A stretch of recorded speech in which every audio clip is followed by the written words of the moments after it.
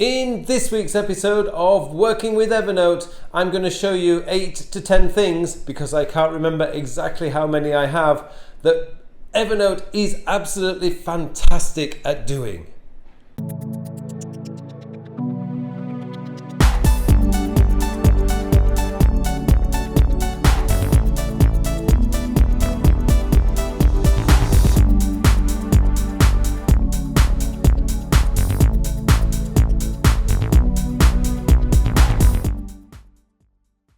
Hello and welcome to episode 64 of my Working with Evernote. And in this week's episode, I want to give you about a few things that Evernote is particularly brilliant at doing.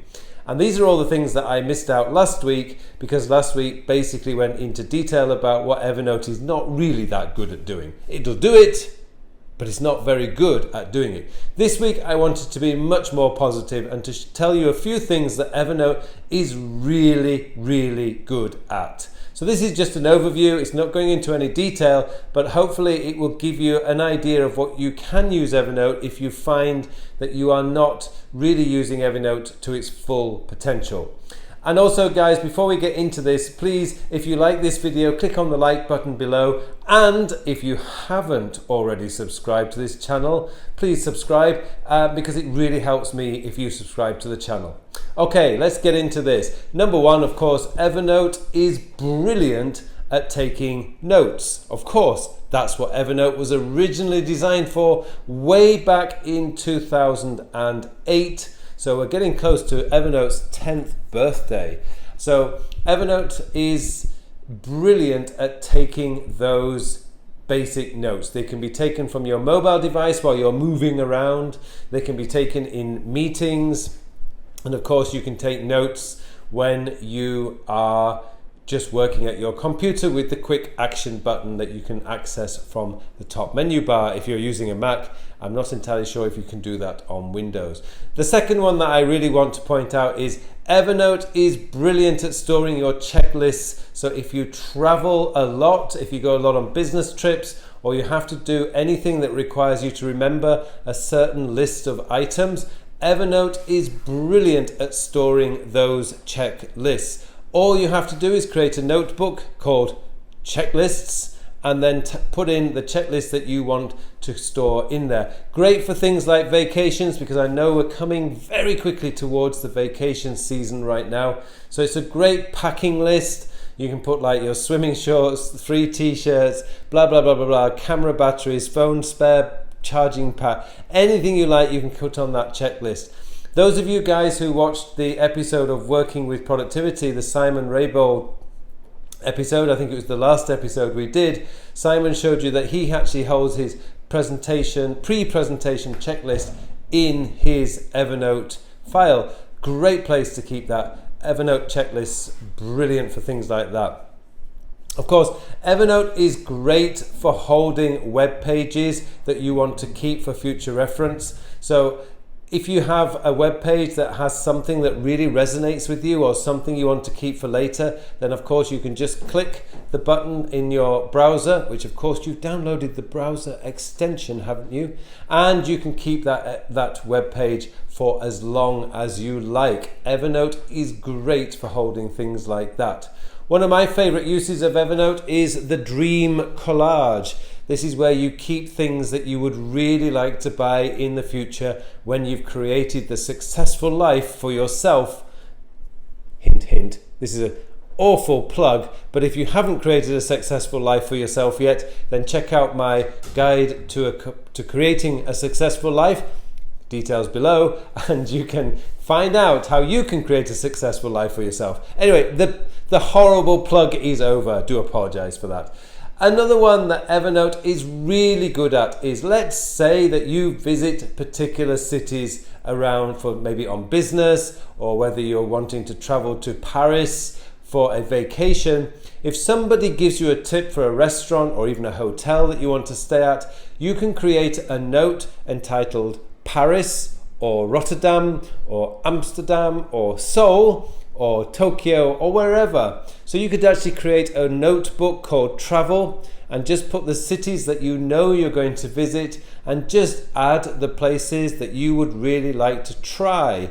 Great usage of Evernote there, because you can just you get a trip coming to Tokyo, you just go to your notebook with the note that says Tokyo, and you'll have the whole list of all the restaurants you've been recommended, hotels you've been recommended, and sites that you would like to visit, all in one convenient note.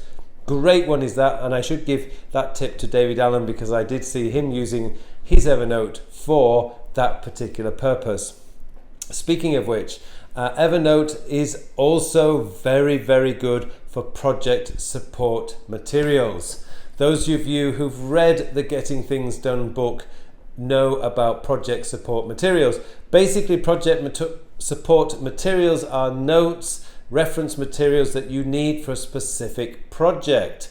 What I do in my Evernote is I have a current project stack, and in there I keep a notebook for each individual project that I'm currently working on. So for example, if I'm writing a book, that workbook, by the time I finish the research, probably has 100 to 200 items in it.